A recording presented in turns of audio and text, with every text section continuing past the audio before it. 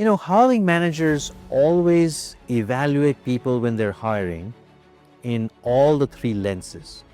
A lot of this may not be as obvious and visible in the job description, but every hiring manager is really looking at you from three lenses. The first lens is your leadership skills. How well do you tell the story?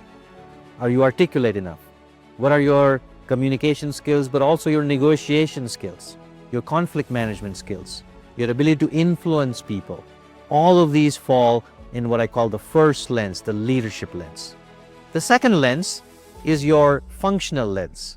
In the case of product management, for example, as a skill, as a function, are you really good in the entire life cycle management of product management? Are you really good in making good decisions across the life cycle, from ideation to prototyping to validation to pricing to packaging to messaging to branding?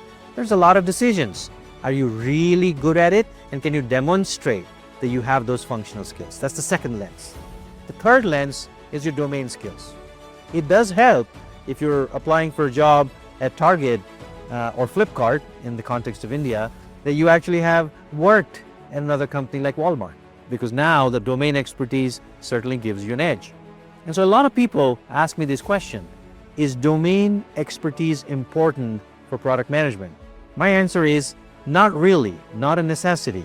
As long as you have all three lenses, in terms of your leadership lens, your functional lens, and your domain expertise, as long as your aggregate score is good, your product management skills are really cross-domain and transferable across domains. So if you really need to change to go from one domain to the other, and you may hence score a little less on the domain lens, make sure you're 9 out of 10 on leadership and 9 out of 10 on functional skills, because your aggregate score is still going to be high enough for somebody to consider you for a senior product role.